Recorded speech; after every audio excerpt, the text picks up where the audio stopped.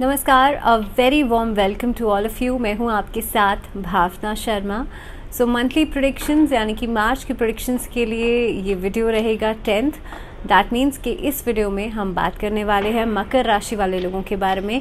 Capricorns के लिए ये पूरा महीना कैसा रहेगा। सो मार्च के पूरे महीने की अगर मैं बात करूँ तो देखिए कैप्रिकॉर्न्स के लिए ख़ास तौर पे क्योंकि सैटर्न जो हैं, शनिदेव जो हैं, वो महीने की शुरुआत में ही उदय हो रहे हैं कुंभ राशि में, और मकर राशि शनि की ही राशि है। इसके अलावा सूर्य का ट्रांजिट हो रहा है, जिसकी वजह से सूर्य और शनि और बुध की जो युति बनी हुई है वो खत्म होगी। लगभग 15 मार्च के बाद सिचुएशंस कैसी रहेंगी, इसके अलावा हम पूरे महीने की बात करेंगे, हर एक एस्पेक्ट की बात हम करेंगे। लेकिन सबसे पहले आपको बता दूं कि जब आप अपनी मंथली प्रेडिक्शन सुनते हैं तो डो एक्सपेक्ट कीजिएगा कि आपकी जो ट्रांजिट्स हैं ना उसको इसमें इंक्लूड किया जाएगा।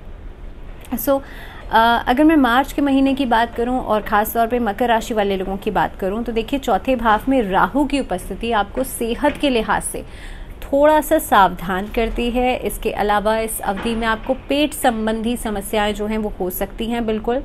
इसके अलावा दशम भाव में जो केतु की उपस्थिति है वो इस अवधि में आपको, अगर आप यात्रा पर जाते हैं सो ट्रैवलिंग की तरफ आपका इंक्लिनेशन ज़्यादा बढ़ाएगी। कार्य क्षेत्र में विस्तार कर सकते हैं। नौकरी पेशा लोगों के लिए समय बहुत अच्छा रहेगा।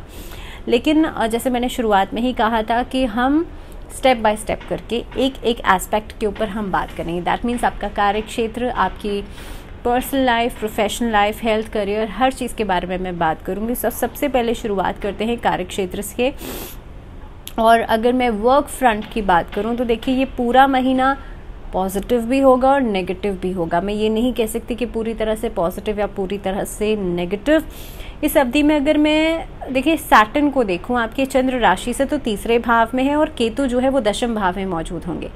अब महीने के एंडिंग तक शनि जो है आपके तीसरे भाव में सूर्य और बुध के साथ स्थित होंगे, जिसकी वजह से आपके ऊपर काम का जो बर्डन है ना वो धीरे धीरे करके कम होगा। आप अचानक से सोचेंगे भाई महीना शुरू हो गया है, बिकॉज आई सेड कि आपका काम बहुत तेज़ी से आगे बढ़ेगा। सो ऐसा नहीं होगा, धीरे धीरे करके स्टेप बाय स्टेप करके चीज़ें होंगी। अगर मैं पिछले महीने से तुलना करूं तो ये महीना ज़्यादा लाभदायक रहेगा, दिस इज़ प्रिटी श्योर।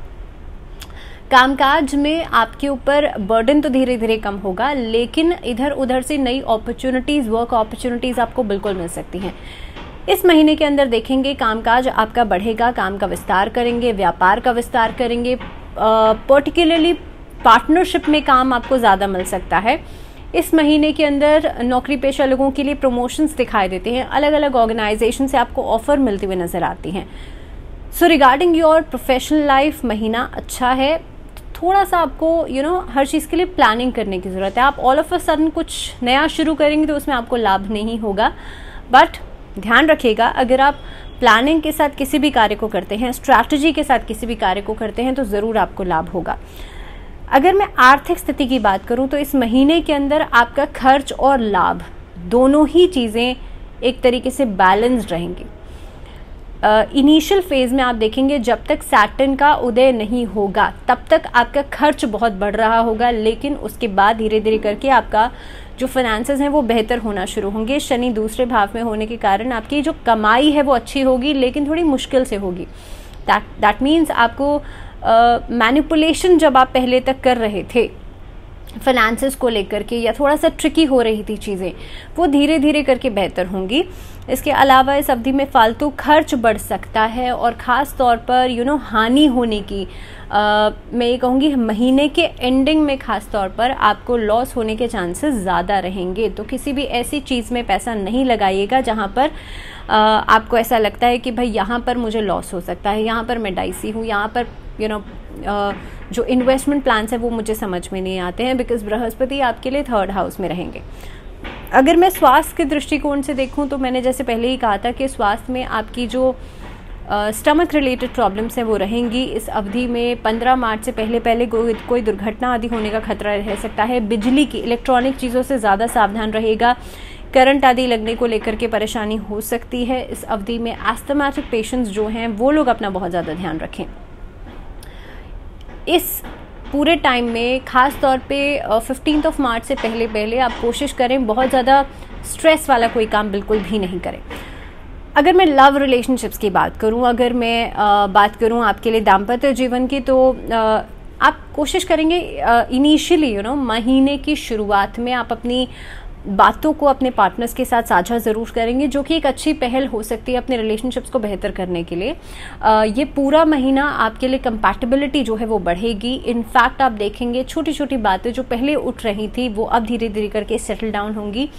मकर राशि वाले लोगों के लिए एक अच्छा मौका है, बिकॉज रिश्तों के बीच में जो दूरी आ गई थी उसे ख़त्म करने के लिए। सो आपको एफर्ट ज़रूर करनी पड़ेगी। आप बिना एफर्ट करे ये सोचें कि भाई सामने वाला कुछ करेगा, तो फिर वो उम्मीद एटलीस्ट इस महीने के लिए तो आपको छोड़ देनी चाहिए। लेकिन दिस इज़ फॉर श्योर कि आप मेहनत करेंगे तो सामने से रिस्पॉन्स ज़रूर आएगा। एंग्जाइटी वाली पार्ट जो है वहाँ पर महीने के एंडिंग में परेशानी हो सकती है। जो लोग सिंगल हैं उन लोगों के लिए भी मिंगल होने की तैयारी कर लीजिए, क्योंकि ये महीना आफ्टर 15 मार्च चांसेस हैं कि आपको नए पार्टनर्स मिले, और मे बी आप किसी के साथ बातचीत करें और इस तरह की चीज़ें जो हैं आपके लिए नज़र आती हैं। लेकिन हाँ, रिलेशनशिप पार्ट में आप एक हैप्पी गो लकी वाला फेज़ आपके लिए रहेगा। पारिवारिक जीवन की अगर मैं बात करूं तो देखिए, रिश्तों को लेकर के इस अवधि में बहुत ज़्यादा सतर्क हो जाइएगा। किसी सदस्य की बात को लेकर के बिना वजह की मिसअंडरस्टैंडिंग्स नज़र आती हैं। आपका रवैया जो है वो लोगों को परेशान कर सकता है। बहुत ज़्यादा सेंसिटिव हो जाना एट टाइम्स किसी भी मैटर के ऊपर बहुत अच्छा नहीं होता। सो बेसिकली इस महीने के अंदर आप 15 मार्च से लेकर के 23 मार्च तक इस अवधि में थोड़ा सा सावधान रहिएगा कि आप बिना किसी बात को सेंसिटिवली एक्ट करके ख़राब नहीं कर दें। सो रिश्तों में दूरियां बढ़ सकती हैं। इस दौरान आप देखेंगे छोटी छोटी बातों को लेकर के मिसअंडरस्टैंडिंग्स जो हैं वो बढ़ सकती हैं। अगर मैं बात करूं स्टूडेंट्स की, तो स्टूडेंट्स के लिए ये महीना बेहद खास रहेगा। आप लोगों ने जो प्लान किया है उसे आप इम्प्लीमेंट ज़रूर करेंगे। आपके मेंटोर्स की तरफ से आपको एक अच्छा मार्गदर्शन ज़रूर मिलेगा। स्टूडेंट्स इस अवधि में अपने करियर की नई शुरुआत कर सकते हैं। सो ओवरऑल समय आपके लिए बहुत अच्छा रहेगा। उपाय की बात करी जाए तो भगवान शिव के षडाक्षरी मंत्र का जाप 108 बार डेली ज़रूर कीजिएगा। ओम नमः शिवाय का जाप ज़रूर करें, और कोशिश करें कि ट्यूसडे और सैटरडे हनुमान चालीसा का पाठ ज़रूर करें। इस वीडियो में फ़िलहाल इतना ही। दीजिए इजाज़त, लेकिन जुड़े रहिए चैनल के साथ। And if this video was useful then do share. So जैसे मैं हमेशा कहती हूँ, आप अपना ध्यान रखिए, बहुत सारा ध्यान रखिए। आप अपने साथ साथ अपने फैमिली का, अपने फ्रेंड्स का भी ध्यान ज़रूर रखिए। Stay positive, stay healthy, and till the next video stay positive. दीजिए इजाज़त, नमस्कार।